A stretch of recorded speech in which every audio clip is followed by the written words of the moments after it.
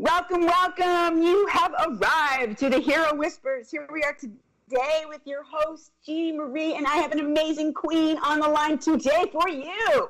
But first, before I unveil this mysterious, beautiful creature, let me just give you a 4-on-1 on the show. In case you're new listening to our show, I'm the founder of Supergirls, which is a platform we created to inspire and empower college women to launch.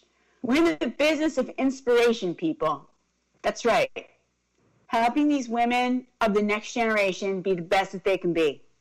And one of the things we do is this killer podcast, and we speak to other amazing women that are inspirational. We speak to these girls themselves, and we want to just people to find their voice, because that's what it's all about, walking in your own power. So glad you're here. Buckle your seatbelt. Let's go for a ride. All right. Today, I'm going to announce this very special queen, Angela NESBITT. Okay. Hold on. Our Queen Angela helps her clients develop their leadership skills and presence in a time of accelerating change. Most seek to successfully navigate complex and difficult conversations, reconcile conflicting or ambiguous priorities, and help their teams rapidly coalesce and implement solutions. Angela's gift is to help others achieve goals when there is no roadmap, clarify values and priorities, and nurture their unique combinations of gifts so that her clients can thrive and live a fulfilled life. She has provided coaching, consulting, and facilitation services to individuals, startups, multinationals, and international government agencies. She is a queen. So this session is Finding Power with No Roadmap. After growing up in Nairobi, Angela received a degree from Dartmouth in 1981 and a Wharton MBA in 1986. Before taking time out to raise her beautiful daughters, she was principal at Mercer Companies and worked with Towers Perrin, World Bank, and the Commercial Bank of Africa. Angela, we are so excited to have you on the show. Welcome. Thank you. Oh, God, it's been so long since we've talked. I'm so excited.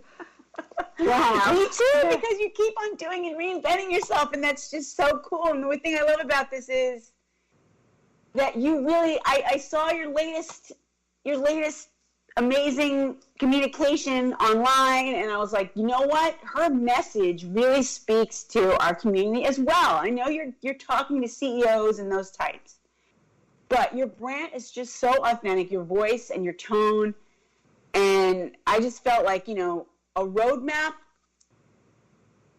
no roadmap, and for helping people find their roadmap is something that we do. We try to help these girls, these young women that don't have a roadmap. They have no clue what they want to do, where they want to go. And so you're doing something very similar with a different community, but still the skills totally translate. So this tone and this voice that you have, I love your accent too, by the way. It's so beautiful. Thank you. This has been the secret, right, to your success in the second half of your career. And it came out on this most recent video that you released. And so how did you get inspired for this last series of videos that totally caught my attention? Well, thank you for this introduction. And hello to all of you, I guess, princesses about to become queens, and some of you maybe already are queens. Yes, exactly. Join the queendom. Join the circle. Yes, welcome. So, yeah. So, how did I get here? It's a long journey. I have to sort of think about that. I'll say it seems as though I've had to reinvent myself twice since this pandemic.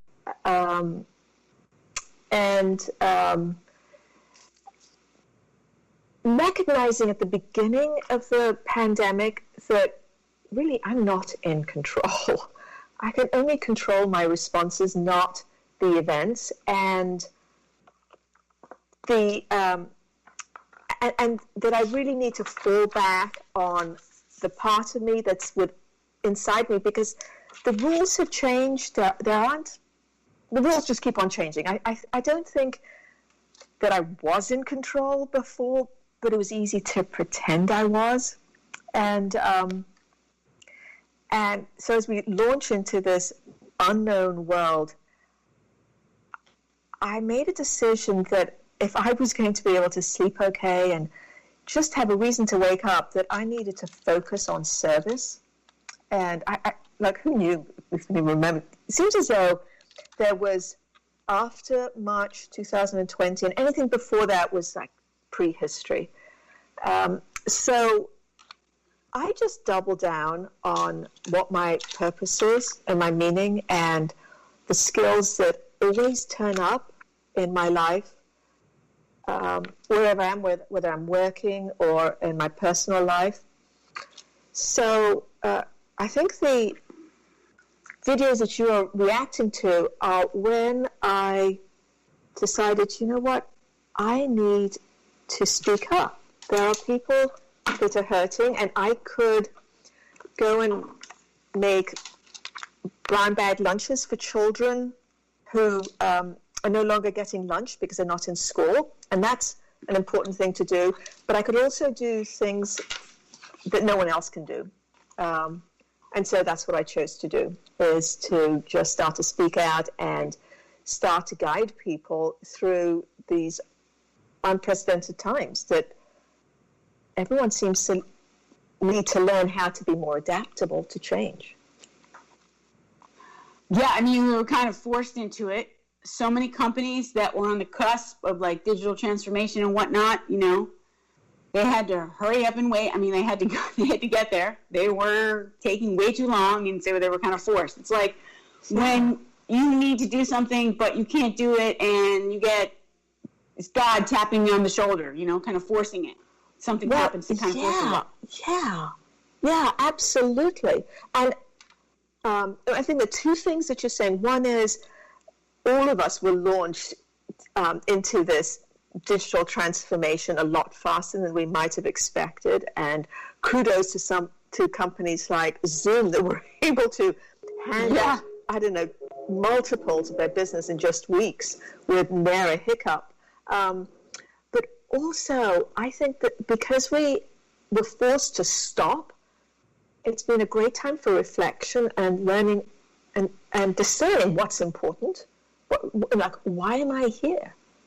And that's a conversation that I was having with clients before, but now nearly everybody's prepared to engage in that conversation.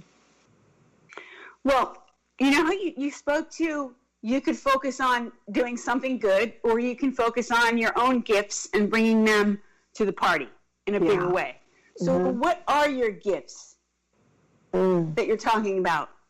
That, I think that's the authenticity. I mean, part of it is the authenticity that came across so beautifully in this video. I mean, she had these amazing red lips, and just this way, when you look in her eyes, you're like, you listen, like you're engaged, you're captivated. I mean, there's just something about you. So I know that's definitely a gift. I don't know if you're too humble to say that, but I mean, that is definitely a gift. Yeah, thank you. Well, well, let me just step back and say what I think I'm here to do, and then how I use my gifts for that. So, yes, love that. So I see my work as helping people shine. It's like when I'm with people, I see my job as like taking this gemstone and just polishing it and shining it, and then connecting those shining people with golden chains of trusting relationships, so that I imagine that when I'm done, there's going to be this cosmic necklace of shining people with golden chains around them as they connect with others, and if people shine using their own innate gifts and talents, and they build trusting relationships, their impact will be huge. Because so many of us sort of learn to do things like somebody told us, okay, this is what's important. We want you to be really good at this, and this is what the world needs, rather than looking into yourself and finding out, like, what are my real gifts? What makes me unique? And working on that. Yes, we all have weaknesses, but unless those weaknesses are dragging you down, just outsource them. Give them away to somebody else to deal with. And then all of these people that I come across and work with who have such great gifts and such great vision and want to do so much and generally want to do good things, but they inadvertently destroy trust. And so they can't get things done with other people. And so that's one of the things that I spend a lot of time helping people deliberately create trust so they can have the impact they want. So that's where I start. And then you asked like what my gifts are. Well, I'd say curiosity is up there. Love and connectedness, seeing connections between things and ideas and people. Creating a safe place for people for the transformation they need, creating an environment where people can accept and maybe even forgive themselves, because when you get to that place of safety, that's when people will say, okay, I know I've been a difficult person. I know I've been a bitch. I know I'm undisciplined. I know blah, blah, blah.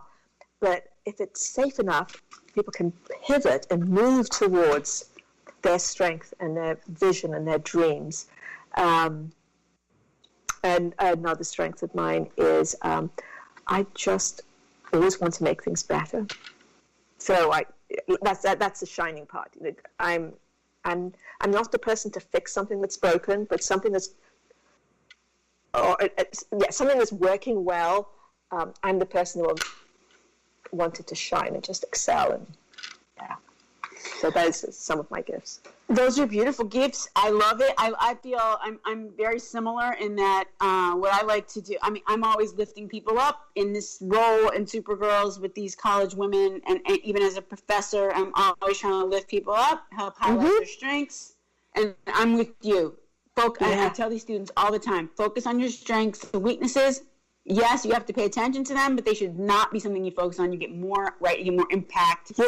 From what you put into your strengths. You're going to get a bigger bang for your buck, if you will, a bigger ROI. And unless your weakness is pulling you down somehow, like you're not balancing your checkbook or something like that. Yeah, that's a good point. Yep, absolutely. So Angela, who are the people that you help? You help specifically CEOs of, like, what is the genre of people that kind of really resonate with your message? Is it women? Is it a CEO of a certain size company? Or it really depends on the human? It depends so much on the human. I would say that most of the people that I've worked with are highly educated, have often come from, I'm going to say, traditional backgrounds like corporate America or something, but they want to do something different and have meaning. And we work together because a lot of the things that made them successful in their past life are now getting in the way of this new life, being an entrepreneur or a different business or a promotion or something. So, and the people that I love to work with have a big mission to be of service in some way, that their product is going to make the lives of their clients easier. They're mitigating the effects of pollution. They're creating clean energy. They're creating new digital communications and disrupting an industry.